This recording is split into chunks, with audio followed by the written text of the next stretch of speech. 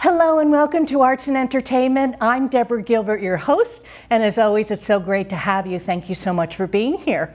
Well, we're going to highlight another wonderful location in Essex, Connecticut. It's called the Connecticut River Museum, and I have the pleasure of having Elizabeth Kaiser, the executive director, here as my guest today. And Elizabeth, thank you so much for being here. Thank you for having me. This is wonderful. I'm so glad you came to the station. Yeah, I'm happy to be here. This is great. Well, people usually get this show featuring theater and Broadway and all kinds of things, but it's nice to highlight the museums and other cultural locations in our state. We get visitors from all over the world that would love to know about the Connecticut River Museum, which is why I've invited you to please be with us today and share that information. But first off, what I'd like to do is introduce the guest to the viewer. So why don't you take a moment and introduce yourself to us. Tell us about your background. Sure. So I am a self-described museum person. I feel like I have always been involved in museums in one way or another. And I think that my love of museums started very early in my life. I credit my parents for taking me to a lot of museums when I was a kid and making them seem fun. I think a lot of kids get dragged to museums and they hate them and they have horrible experiences and they never want to go back. And that was absolutely not what happened to me. I completely fell in love with museums head over heels and sort of knew pretty early on that that's what I wanted to do when I grew up. And so I grew up in Connecticut. I went off to college and then eventually got a master's degree in museum studies. I lived in New York and worked at a number of different wonderful museums. I went to Philadelphia. I worked at the Philadelphia Museum of Art and Eastern State Penitentiary Historic Site, which is a mouthful, but absolutely worth visiting. Wow. And then I came here. I came home to Connecticut and to the Connecticut River Museum. So you're saying that you knew museums was going to be a part of your life since you were a young person. Did anything ever else cross your mind, or was it always museums? I mean, I think people tried to suggest that maybe I wanted to think about other things. And I would take those suggestions seriously. But after doing some self-reflection, it always came back to museums. What is it about museums that makes you so joyful to get up and to be able to go to them? We'll talk about the Connecticut River Museum, but what is it that drives you to want to be in that environment? Yeah. Well, I think, there are lots of different kinds of museums that work in different ways, but fundamentally, I think all museums offer an opportunity for a visitor, for a random person off the street to come inside a space and have a transformative experience. Whether you are looking at a piece of art and you're seeing it anew for the first time, or you're making a connection to something that happened in your life moments before you walked inside, or you're coming into a history museum and you are reflecting back on stories that you're hearing and realizing that they are very resonant to the present time, you have an opportunity to sort of look at the world anew and to reimagine your perspective when you leave the museum doors. And that doesn't happen on every single visit, but I think the fact that it happens sometimes is incredibly powerful. And I think that museums are amazing spaces for conversation, for storytelling, for engagement, for cross-generational learning. And I think that they're places that society needs. People will say, I've heard of the Connecticut River Museum. I've never heard of it. I haven't even heard of Essex, Connecticut. But one of the reasons why you're here, not only because you're a lovely person, but is to inform the public about what the Connecticut River Museum is all about. When did you get there, and tell us about it? Yeah. So I'm just celebrating my 2-year anniversary at the museum, which is exciting for me. So for 2 years, I've been living and breathing the Connecticut River Museum, but it has been around for longer. So in 2024, we are celebrating our 50th anniversary. So the museum got its start in 1974 in Essex, Connecticut, which is along the Connecticut River. So it's just 6 or 7 miles from Long Island Sound at the tail end of the Connecticut River. The Connecticut River is very long. It is 410 miles. So it starts essentially at the border of Canada and then runs between New Hampshire and Vermont through Massachusetts and then down through Connecticut and into Long Island Sound. And I think a lot of people who have heard of the Connecticut River or live near the Connecticut River know some version of the Connecticut River. They might pass it on the highway, or they might see it, in the car. Maybe they've boated on it. But I think a lot of people don't realize the length and breadth of this river. It truly is the backbone of New England. And the Connecticut River Museum attempts to tell the story of this amazing river, of this feature of New England that has shaped lives and cultures for 12,000 years. So we have been in our building, as I said, since 1974, and it is a historic building in its own right. So it's a historic steamboat building. So for a long time, steamers would make the trip from Hartford to New York and back and forth again, carrying people and goods. And our building was the place where it would stop in Essex, and it would pick up people, and it would pick up stuff, and it would drop off people, and it would drop off stuff, and then it would carry on. And so this building has been around for a long time. It's seen a lot of stuff. And by the 1970s, it was in not the best shape. And so it was decided that it really needed to be saved, that it was a historic space. And so a number of people got together in Essex and put together the funds and purchased the building, saved it from becoming just, a derelict along the Connecticut River. The building, Connecticut River Museum, is it dedicated, every ounce of it, to the Connecticut River? I know we're going to talk about your beautiful props that you've brought with us. Do you have other things that you highlight inside of the museum? Yeah, so we have a number of different things that we do. I think as one of the ways that I like to imagine it is that we have sort of 3 legs of our Connecticut River Museum stool. So we like to think about arts, like to think about painting and photography and ways of expressing something about the Connecticut River and the Connecticut River Valley. We think about the environment, so the sort of ecology of the Connecticut River, the way that the river has shifted, the degradation that it saw in the 1970s, and its recovery, which we're continuing to experience, which is really exciting, but always sort of tenuous. And then the history, the sort of maritime history along the Connecticut River. And we do that through exhibitions. Some of them are permanent. We have 2 floors of permanent exhibitions, and then a 3rd floor which changes. We can talk more about what's up there now and what's coming. And then we also have 2 vessels that are in the Connecticut River, which you can go out on. So one is On Rust, which is a replica of Adrian Block's boat, and that is a 1614 vessel that was captained by a man named Adrian Block, who was from Amsterdam, and he was the first person to sort of map Long Island Sound and many of the waterways in Connecticut, including the Connecticut River up to about the Enfield Rapids. He also determined that Long Island was in fact an island. So he had a pretty influential role in sort of the Western arrival to this area. So his boat, his replica boat is beautiful, it is wooden. If you want a sailing experience, this is the place to do it. And then we also have River Quest, which is our eco-cruiser, and it is an easy boat. You can, it's essentially handicapped accessible. There's an inside area as well as outside seating. Everyone who comes aboard gets binoculars, and so we spend a lot of time looking at wildlife of different sorts in all different seasons. Part of what we try to do at the Connecticut River Museum is to inspire the next generation of river stewards. We really want to make sure that we are encouraging everyone who comes, really no matter their age, to care about the Connecticut River, to come to love the Connecticut River, to understand why it is so important.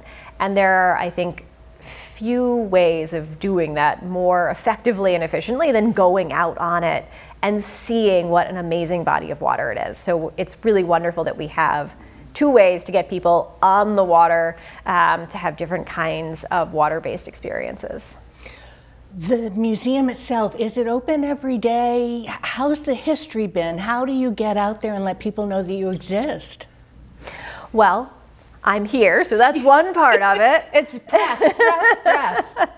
I mean, we are open 6 days a week, so we're open Tuesday through Sunday, 10 to 5. And you can visit our website, which is ctrivermuseum.org, and you can find out about all of the latest happenings and what's going on and all the information that you need for ticketing. We do try to be out there in the press and in social media, and if you live locally, you'll probably see signs for us around. Last year, we welcomed about 31,000 people to the museum. Oh, that's wonderful. And we hope that everyone who's watching today will be a visitor soon. We also do a lot with school kids. So we had almost 4,000 kids who were involved in programs at the museum, whether that's a school program at the museum, a school program in their own classroom, homeschool programs, summer camp programs. We have a drop-in program for kids on the first Saturday of every month called River Tales, where you get a story read to you, you do a craft, you can do a scavenger hunt. So we really try to make it a fun and engaging place for everyone. Okay, we're going to take a break. I'm Deborah Gilbert. You are tuned in to Arts and Entertainment. We're going to take a break, and we'll be right back.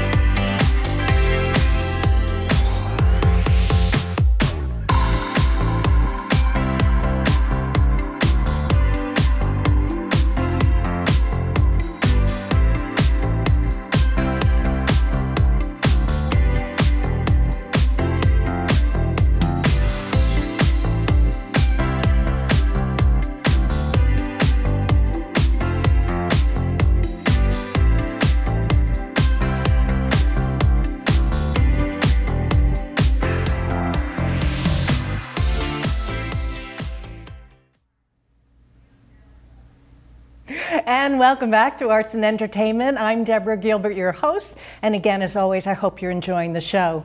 My conversation continues on with Elizabeth Kaiser of the Connecticut River Museum. And Elizabeth, your props, we cannot forget what they are because they do mean something. So why don't we take a moment, tell us what each one means to you. Sure. Okay, so let's start with this eagle here. So hopefully I'm pointing this in the right direction. I think, yeah, we're going to be on camera 2 and we'll be on camera 1 too, so go ahead. So this is our eagle. This eagle is a new product in our gift shop, and our gift shop, just to do a little plug, is a really great place to do holiday shopping. But we love this eagle in part because of RiverQuest. So RiverQuest is the boat that I was just talking about. It is one of 2 Connecticut River Museum boats, and it invites people with binoculars. We've got grown-up binoculars, we've got kids binoculars, to get out there and really experience the river. Birds are amazing species. They are fun to watch. They're almost everywhere, and you can use them as sort of an indicator species for the health of the river. So we want people to look. We want them to see a lot of birds, and it's always really exciting to see eagles. We have a couple of resident eagles, so there's a good chance that if you come, you'll see them at some point. But we also do winter wildlife cruises beginning in February, which is a truly amazing time to be on the water. We're essentially the only boat out there It is incredibly quiet, and you can see many, many eagles flying, which was not always the case. In the 1970s, when DDT was in use and when the river was in a horrible state, you wouldn't have seen any eagles. Their population was crashing. And so the fact that we have many now is an incredible success story for the river and for environmentalists. But it's a story that's always a little bit in peril, and it's a story that we are all continuing to write. So it is incumbent on everyone to make choices that are going to ensure that cute eagles like this one can continue to survive. So that's why I brought the eagle. I think he's cute. He's cute.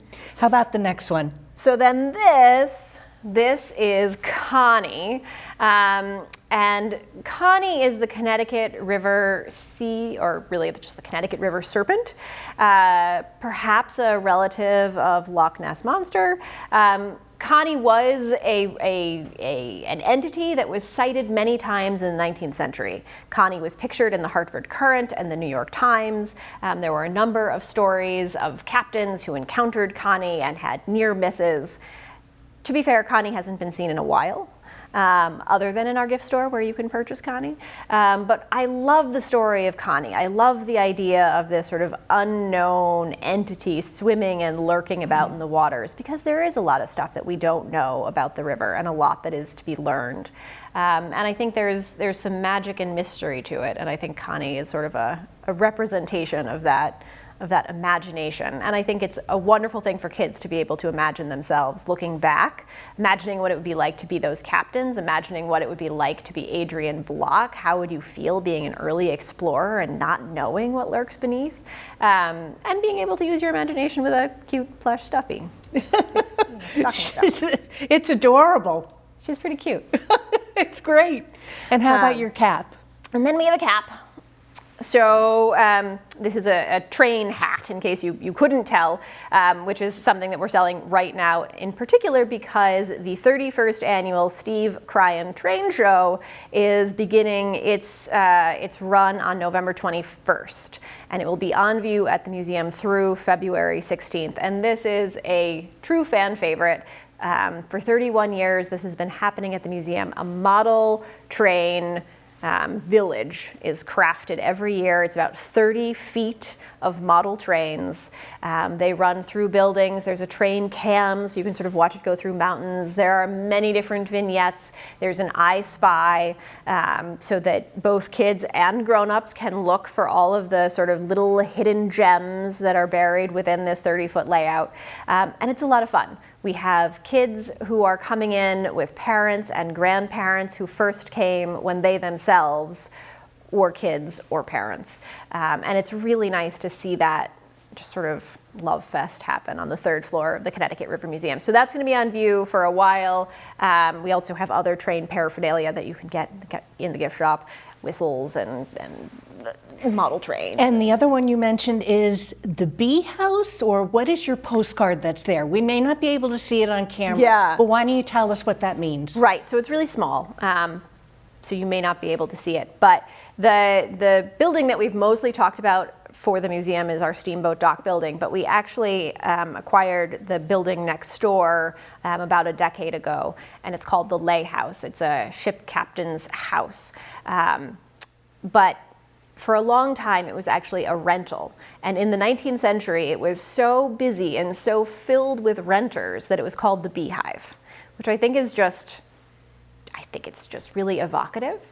And it's a building that we're really interested in because it has so much history, but it also is a place where we're going to begin to do a very, very small expansion project to give us a little bit more room for our education programs. And so we're thinking a lot about the interpretation of this building. And I think within the next year, it'll be a place where people can come and have a sort of new experience at the Connecticut River Museum. Now, are you in charge of the exhibits that are coming into the museum and the changing of things? Is that your responsibility? Well, we do have a curator, and so I work closely with Amy Trout, who is our curator, and she is incredible. And we have a great run planned for the next year. We have 3 exhibits that are coming into that third floor space. So Barbara Hawker is going to be doing an art show called River Ballads in the spring. We're going to do a history and ecology show in the summer all about flooding. So that's going to be historic floods and contemporary floods. And then in the fall, we're going to do a photography show. So it'll be 4 different photographers responding in their own way to the Connecticut River. Museums in general, Connecticut River Museum means what it means, but are there other river museums? Is that a kind of a blanket statement that is throughout the United States that you're aware of, or are you unique? Oh, we're definitely not unique. The Hudson River Museum is in Yonkers, New York. There is a Mississippi River Museum. I think that most of the major waterways in the United States have some sort of entity that is representing them. And I think that that is probably because rivers are so important to people. Water is so core to humanity. It is a place that people turn to for sustenance, for solace, but it's also the backbone of commerce. And it is so many different things, and it can mean so many different things to people, and it's so necessary that I think it's a focus that people really want to, make sure they hone in on. We're coming to the end of 2024. Do you have any plans for 2025? Have you scheduled things out through the year?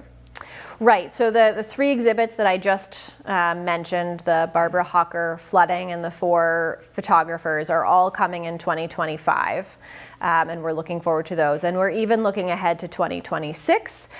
So 2026 will be America's big birthday, what some people are calling the semi-Q. And so we have a couple of things planned for that. We have a display case that features the Oliver Cromwell, which was one of the first ships in the nascent U.S. Navy, and it was built essentially at our site. So we're going to be making some updates to that. And we're also working on an exhibit focused on maritime trades along the Connecticut River, particularly thinking about the involvement of Black and Indigenous folks. Now, you're in your 50th year, and I might have missed this in our conversation. Is there any celebration that's happening to honor that? So we are really excited about our 50th year, and we did a number of different things to celebrate. Most of our big celebrations are over now. We did an environmental symposium in the spring, which we're actually going to bring back on April 5th. It went so well, we're going to do it again. We had a community party in the fall, and then we had some smaller celebrations throughout the year. And they were great, and it was a really wonderful way to look back, to honor our founders. Some of those folks are still around. Our founding director is still around, so it was a really wonderful way to reflect back on the truly incredible work that people like Brenda Milkowski and Vicki Winter are made in the 1970s to breathe life into this dilapidated building and turn it into this amazing museum that we're talking about today. And then, of course, we're looking ahead to where we want to be, which is a place to share the culture and the story of the whole of the Connecticut River, and really thinking about what that kind of Connecticut River connection looks like. What I don't want to forget is the town of Essex was where you're based. How is the relationship between the town and the museum? Well, we love Essex. I was saying this to you before we began. Essex is an incredibly quaint and classic New England town. And it is a place where you can go in any season, whether you're enjoying the fall foliage or all of the lights of winter or daffodils in the spring or boating in the summer, and have an amazing experience.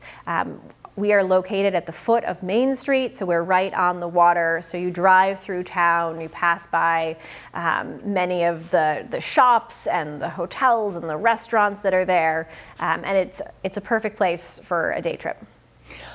We are starting to run out of time. Any closing thoughts for the viewer that you would like to leave them with from our conversation today, or anything in general? Well, if you haven't been to the Connecticut River Museum, I highly recommend coming and visiting and becoming a member. And if you want a really special day to come, on December 1st, we'll be doing Trees in the Rigging, which is a classic event. It's been around for a long time. There'll be a land parade as well as a boat parade, plus the trains that I talked about will be on view on the 3rd floor. There'll be crafts for kids, a winter market, and it's Museum Store Sunday. So it is a great time to visit the museum, whether you've been a million times or whether it's your first time visiting. Well, I want to thank you very much for being here. It's been a pleasure. Thank you for having me. This has been a lot of fun. Good, I'm so glad. Thank you again. I'm Deborah Gilbert. You've been tuned in to Arts and Entertainment. In case you need to reach me, I'm at artsandentertainment@mail.com. Well, I hope you have a super day today. Thank you as always for tuning in, and I'll see you next time.